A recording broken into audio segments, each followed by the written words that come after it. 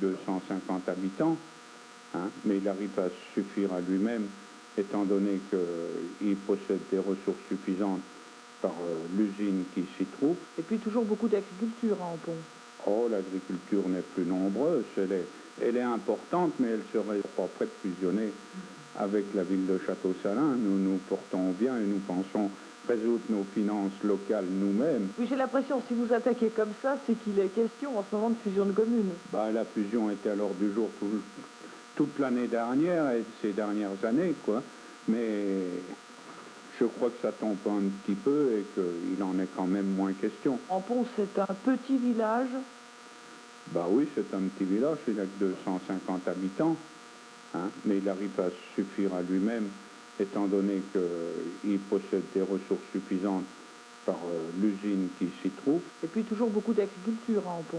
Oh, l'agriculture n'est plus nombreuse, elle est importante, mais elle se résout à 5 ou 6 cultivateurs, c'est tout, qui exploitent l'ensemble de la commune.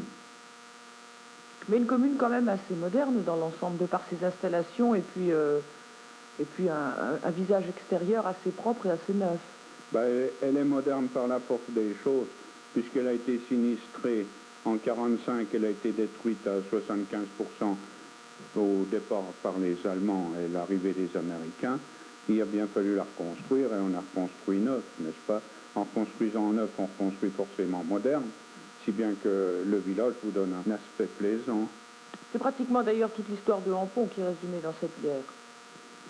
Ben oui, on a quand même des souvenirs de la guerre 14-18 qui restent attachés à Ampon, puisque c'est Ampon qui avait le privilège d'avoir ce fameux canon qui s'appelait le Max et qui tirait à la fois sur Nancy, sur Lunéville en 1915 déjà, et qui a fait des dégâts dans la population civile tout spécialement. On voit quand même encore les traces d'anciens obus ou d'anciennes, des anciennes batailles tout au moins.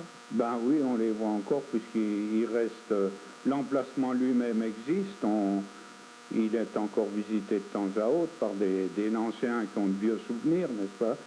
Et son cadre en béton est resté, les trous d'eau vus aux alentours sont encore là et sont des souvenirs qui restent dans l'esprit de tout le monde.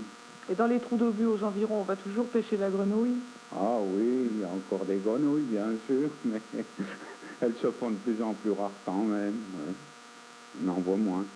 Ampon est situé aux abords de la forêt de Brie, une forêt qui est très intéressante pour vous. Vous devez avoir beaucoup de passages pendant l'été, tout au moins pendant les week-ends.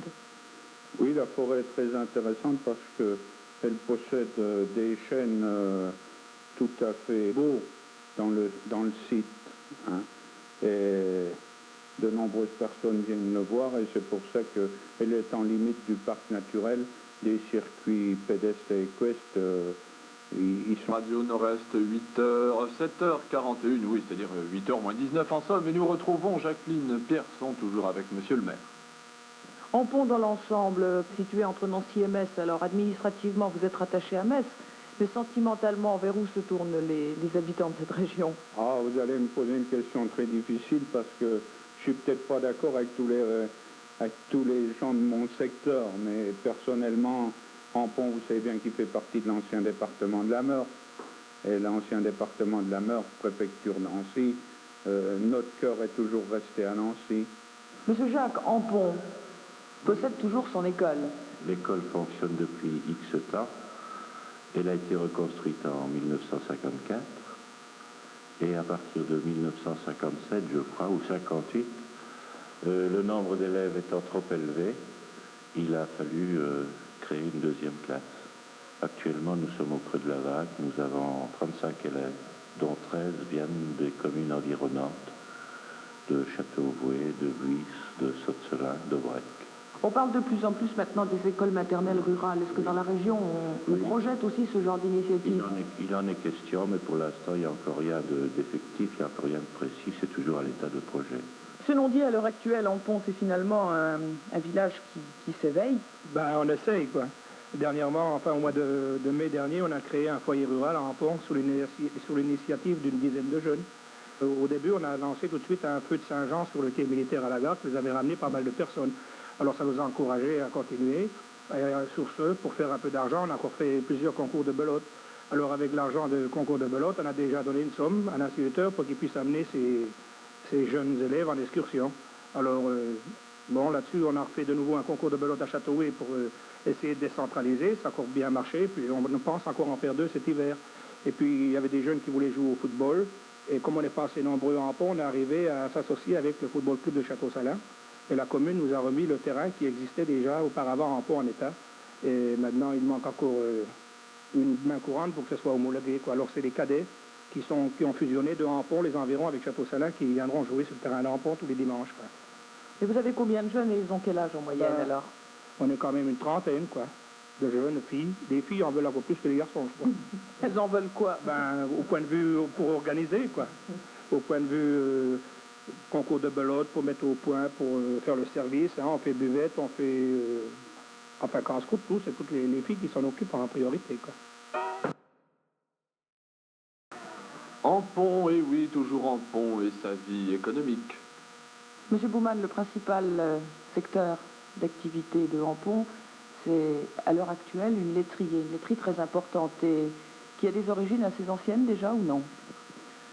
Oui, effectivement, la laiterie de Hampont a des origines assez anciennes, puisqu'elle appartenait déjà avant la guerre de 1939 à la famille Ansegaillot. Et elle est devenue propriété de la société Gervais Danone en 1969. L'effectif à cette époque-là était d'environ 75 personnes, mais il est maintenant de 100 à 115 personnes selon les saisons, selon l'importance des fabrications qui sont malgré tout saisonnières. 115 personnes, ce qui signifie qu'elles ne viennent pas forcément toutes de Hampont. Eh bien non, les gens qui travaillent ici à l'usine viennent des villages environnants, qui sont situés à quelques kilomètres, mais également de Château-Salin, de Dieuze et aussi de Morange. Les fabrications portaient principalement sur les pâtes fraîches, les yaourts et la crème. Et cela représente environ 8000 tonnes par an, qui sont réparties sur toute la région de l'Est principalement. Mais également, nous exportons les produits que nous fabriquons sur la Belgique, une partie sur la Belgique, sur la Suisse et sur l'Allemagne. En ce qui concerne le secteur de Château-Salin, de Hampont et des villages environnants, je dois reconnaître que c'est une usine qui apporte une certaine activité économique et un certain tonus qui est certainement très souhaitable. Dans 9 minutes 8 heures, Jacqueline Pierson. Monsieur Bernard, Hampont, dans votre jeunesse, n'avait finalement rien à voir avec le Hampont actuel. C'était une vie tout à fait différente. Ah oui, tout à fait différent. Que voulez-vous? C'était la culture qui commandait. C'était ça le plus gros. Les enfants, moi à ce moment-là, comme les autres, on allait quoi? Après les chevaux, après quel souvenir un peu plus grand.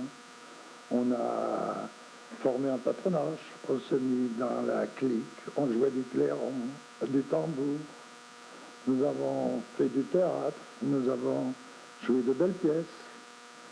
Et puis, les hivers se passaient comme ça. Parlez-moi un peu du théâtre à cette époque-là. C'était le curé du village en général qui organisait ça. Oui, c'était le curé du village, Monseigneur Carré, qui vit encore en ce moment, qui est à Metz. Et lui, c'était, il faut le dire, le type qui nous encourageait. Hein? Aussi bien, je ne veux pas dire faire le mal, mais à nous divertir. Hein? Tous les villages alentours venaient, on jouait 2 fois pour les fêtes de Noël, on jouait au carnaval, à Pâques, 2 fois la même représentation. Alors les villages environnants venaient, et après, on tâchait de faire le plus d'argent possible pour faire une petite excursion. Eh bien, on était contents. Le carnaval, alors le temps du carnaval s'ouvrait à la Chandeleur, hein, le 2 février. Alors, à ce moment-là, on faisait des tours, comme on dit.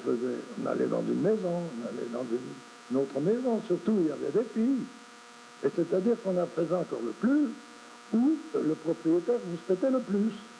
Alors, s'il criait, le lendemain, on mettait ça.